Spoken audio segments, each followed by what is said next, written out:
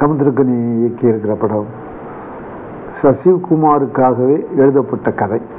ரொம்ப நல்ல கதை, ஃபர்ஸ்ட் கிளாஸ் கதை.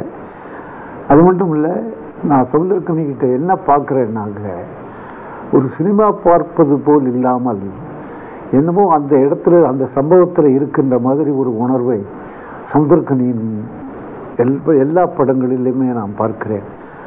அதே மாதிரி தான் நாடோடிகள் இருந்தது. இப்போ இந்த படமும் அப்படித்தான் இருக்குது. அந்த பர்டிகுலர் பிளேஸ்லேயே நம்ம ஏதோ சேரை போட்டுன்னு உட்காந்துட்டு இருக்கோம், சுற்றியில் என்னென்ன நடக்குது அப்படிங்கிற மாதிரி ஒரு உணர்வை ரொம்ப அழகாக ஏற்படுத்தியிருக்கிறாரு. ஒவ்வொரு வாழ்க்கையும் ஒரு போராட்டம் தான்ங்கிறது யதார்த்தமாக கிராமப்புற பணியில் சொல்லப்பட்டிருக்கிறது.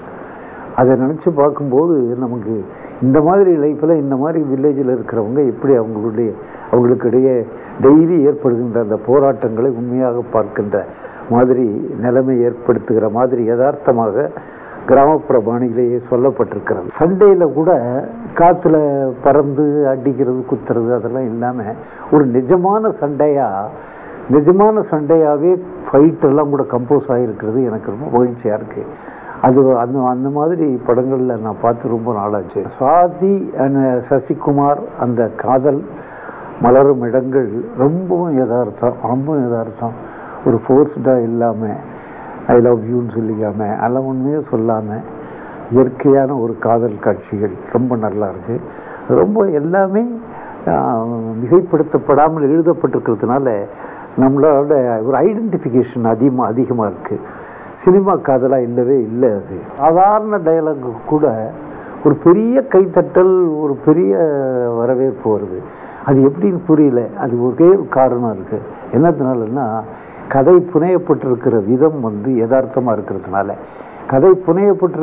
யதார்த்தமாக இருக்கிறதுனால ஒரு சாதாரண டைலாக் சொல்லும் போது கூட இப்படி தான் ஒரு இடத்துல ஒரு டைலாக் சொல்கிறாரு, ஒரு கேரக்டர் சொல்லுது, இந்த சொந்தக்காரங்களை நம்பவே கூடாதுப்பா, அவங்க கெடுத்துருவாங்கப்பா அப்படின்னு சொல்லும்போது தியேட்டரே அதிருது. இது பெரிய டைலாக் ஒன்றும் இல்லை, ரொம்ப ஆர்டினரி டைலாக். ஆனால் எல்லாரும் அதில் அந்த சம்பவத்தை அந்த பார்க்கும்போது தங்களை ஈடுபடுத்தி கொள்கிறார்கள். அவங்க எல்லாரையும் ஐடென்டிஃபை பண்ணிக்கிறாங்க. அவங்க எல்லாருக்குமே உறவுக்காரங்க செஞ்ச துரோகங்கள், சண்டைகள் இதெல்லாம் அவங்களுக்கு ஞாபகத்துக்கு வருதுங்கிறதுனால தான் அது பளிர்னு ஒரு சிரிப்பு அங்கே வருது. படத்தில் அங்கங்கே நல்ல தமிழ் வாசகங்கள் பயன்படுத்தியிருப்பது ரொம்ப பொருத்தமாக இருக்குது. தமிழ் வாசகங்கள், ஒரு ஆட்டோ ஒன்று போச்சுன்னா அதுக்கு பின்னால் ஒரு நல்ல தமிழ் வாக்கியத்தை எழுதியிருக்காரு. அந்த மாதிரி பல இடங்களில் இருக்கிறதையும் நான் கவனித்தேன். அப்படி யூஸ் பண்ணுறது கதைக்கு முக்கியமாக இல்லையாங்கிறது இல்லாமல் அது ஒரு டைரக்டராக அவருக்கு அது முக்கியமாக தோணுது அப்படிங்கிற விதத்தில் அது நான் ரொம்ப அப்ரிஷியேட் பண்ணுறேன்.